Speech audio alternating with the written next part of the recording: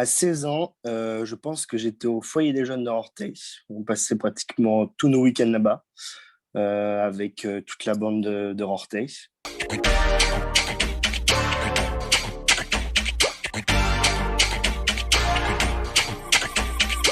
T'es né quand et tu vivais où? Alors, je suis né le 16 mai 2002 à Cholet et je vivais à Orteil. Ils font quoi tes parents? Alors, ma mère, elle est assistante maternelle et mon père est soudeur. 3 mots que les autres utilisent pour te définir. Oula, je dirais créatif, bienveillant et responsable. Tu voulais faire quoi quand tu étais petit? Alors, je suis passé par plein de trucs. Quand j'étais tout petit, je voulais faire astronaute ou pompier. Et puis après, je voulais travailler dans l'informatique. Et puis pour finir, je voulais être ingénieur dans l'optique. T'étais quel genre d'élève? Alors, jusqu'en seconde, j'étais un bon élève. Et puis après, la première et la terminale S, on va dire que dans certaines matières, c'était compliqué d'avoir la moyenne, quoi. Tu faisais quoi le week-end à 16 ans? À 16 ans, je pense que j'étais au foyer des jeunes de Orteil. On passait pratiquement tous nos week-ends là-bas, avec toute la bande de Orteil. Et puis après, on allait au cinéma, on allait à droite et à gauche, chez les uns, chez les autres. Ton lieu préféré dans le Moléonais, c'est où? Je dirais justement que c'est le cinéma de Moléon, parce que je pense que avec la famille quand t'es petit, et après avec les copains quand t'es un peu plus grand, et c'est plein de bons moments, quoi, plein de bonnes choses. De quoi tu veux nous parler? Alors aujourd'hui, je vais vous parler de mon projet que j'ai avec deux autres personnes, donc Louis Guillotot qui est passé il n'y a pas longtemps et Pierre Guillotot. C'est un projet où on a investi dans un drone pour faire découvrir le Moléonnais. Comment est née cette idée? Moi, ça fait un moment que je voulais avoir un drone pour la passion, juste pour faire des beaux clichés.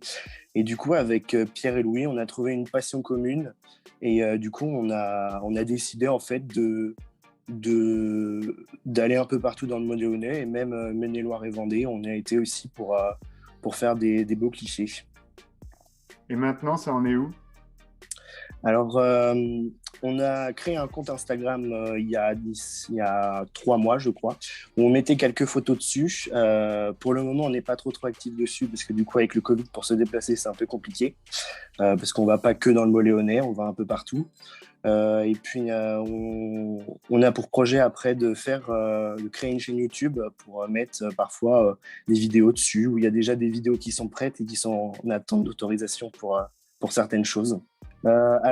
Du coup, on a eu plusieurs vidéos sur tous les paysages. On a été par exemple au viaduc de Barbin, où on a fait des belles photos, des belles vidéos. On a été aussi au barrage du Verdon, avec tout le lac, c'était assez sympa.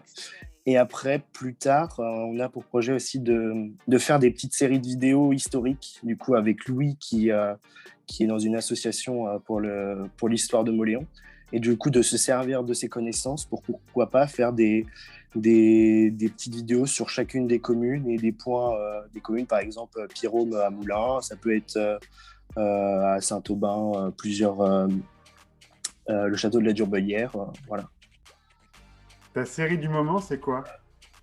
Alors, ma série du moment, ça s'appelle For All Mankind. C'est une série qui se passe dans l'espace, qui est sur Apple TV.